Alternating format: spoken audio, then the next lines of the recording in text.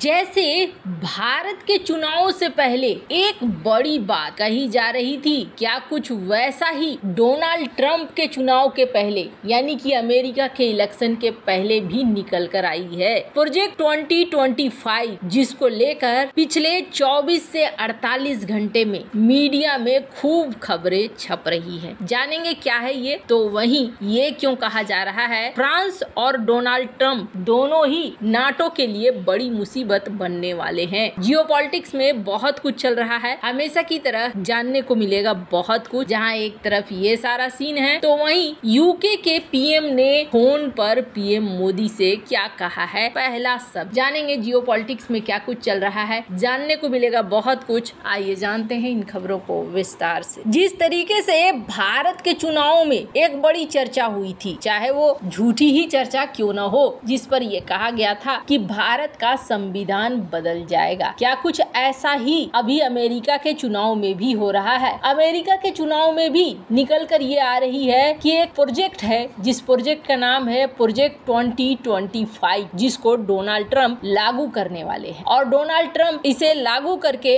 America में एक क्रांति लाने वाले हैं और अमेरिका पूरी की पूरी तरह बदल जाएगा। अगर आप देखेंगे तो जैसे भारत में ये खबर फैली थी कि संविधान बदल दिया जाएगा, वैसा ही इस वक्त इस प्रोजेक्ट को लेकर भी कहा जा रहा है। आखिर इस प्रोजेक्ट में ऐसा है क्या? तो इस प्रोजेक्ट में वही सारी बातें हैं जो कि भारत को लेकर कही गई थी। जैसे यहाँ पर ट्रंप अगर सत्ता में आते हैं तो सबसे पहले 50,000 गवर्नमेंट वर्कर्स को फायर कर दिया जाएगा, ये बात कही जा रही है। मतलब कि गवर्नमेंट के ऑफिस में बहुत सारे ऐसे लोग हैं, सरकारी अफसर इस तरीके के हैं जो डोनाल्ड ट्रंप का समर्थन नहीं करते हैं और डोनाल्ड ट्रंप का ये जो समर्थन नहीं करते हैं ये लोग भविष्य में नहीं दिखेंगे। पिछली बार जब डोनाल्ड ट्रंप आए थे सत्ता में तो कहा गया कि यही उनकी सबसे बड़ी गलती थी, इन लोगों को इन्होंने पद पर रहने दिया था और जिसकी वजह से कई बार ये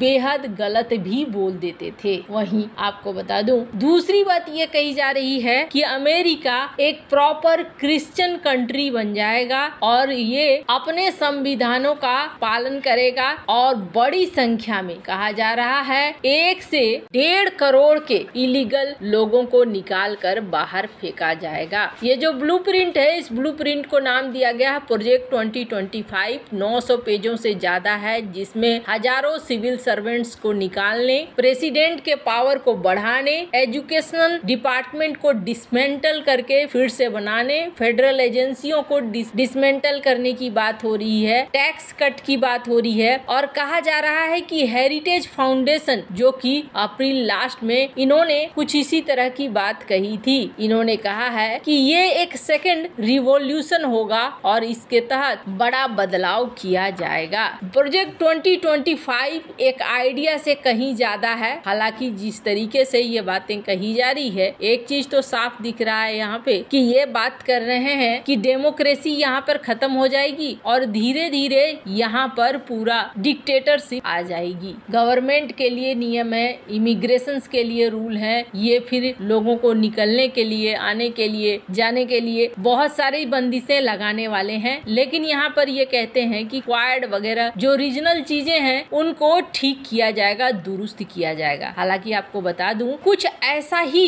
कहा जा रहा है। फ्रांस की मेरी ला पेन डोनाल्ड ट्रंप ये नाटो के 75वें बर्थडे पार्टी में सबसे बड़ा नमक घोलने वाले हैं, क्योंकि आपको बता दूं पहले डोनाल्ड ट्रंप भी इस बात को कह चुके हैं कि नाटो बेकार है और वही चीज फ्रांस की मेरी ला पेन को लेकर भी कहा जा रहा है कि वो भी कुछ ऐसा ही सोच रख। दुनिया भर में जिस तरीके से राइट विंग की सोच बन रही है, उस सोच को देखते हुए ऐसा लगता है जैसे कि चीजें बदल रही है। वैसे किसी के बारे में फिलहाल से कह पाना इतना आसान नहीं होने वाला है। डोनाल्ड ट्रंप ने खुद से ये कहा है कि देखिए मुझे कुछ भी नहीं पता है क्या है ये, किसकी बात ये कर रहे हैं। अब ये एक सचमुच में इस तरह का बदलाव आने की बात है या फिर ये चुनाव से पहले जैसे प्रोपेगेंडा फैलाया जाता है वैसी बात है, ये तो आने वाले समय में पता चलेगा। पर फिलहाल के लिए ठीक वैसे ही ये चीजें मीडिया में आ रही हैं जैसे उस वक्त भारत के चुनाव में आ रही। जहाँ एक तरफ ये सब कुछ चल रहा है, वहीं दूसरी तरफ यूके के चुनाव के बाद पहली बार पीएम मोदी मोदी और पीएम ब्रिटेन के पीएम के बीच में बातचीत हुई और इस बातचीत में ब्रिटेन के पीएम ने क्या कहा है आपको बता दूं।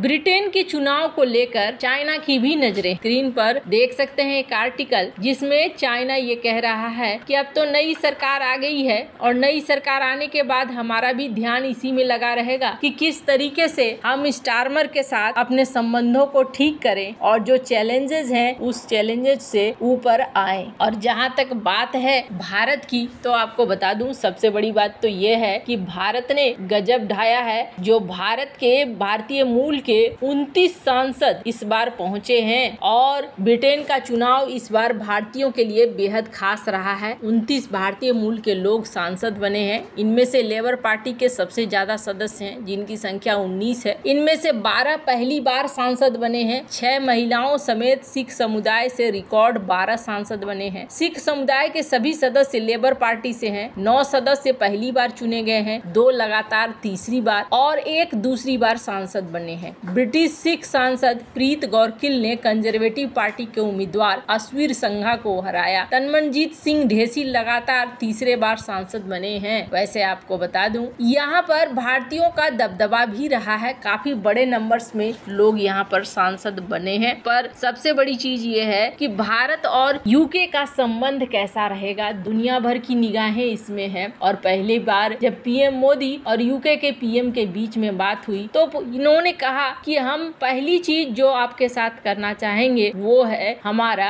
Free trade agreement. स्क्रीन पर एक आर्टिकल देखिए, पहले कॉल में ही यही बात कहा कि हम फ्री ट्रेड एग्रीमेंट को शुरू करने और इस फाइल को साइन करके आगे बढ़ने की तैयारी कर रहे हैं। वहीं बात करें इनकी पॉलिसी की, तो इनकी पॉलिसी में काफी बदलाव आ चुका है। एक समय था जब इसी लेबर पार्टी ने भारत के खिलाफ एंटी इंडिया मोशन लाया था आर्टिकल 370 हटाने के बाद, और वहीं दूसरी तरफ कश्मीर पर अब इनका रुख बदल चुका है। कश्मीर को लेकर अब ये कह रहे हैं कि ये भारत का इंटरनल मैटर है। आने वाले समय में ऐसा लगता है कई सारी चीजें बदलते हुए दिखेंगी। वैसे आपको क्या लगता है इन सब मामले में, आपकी क्या राय है, कमेंट कर जरूर बताएं। जल्द मिलते हैं अगले वीडियो में नई खबर के साथ।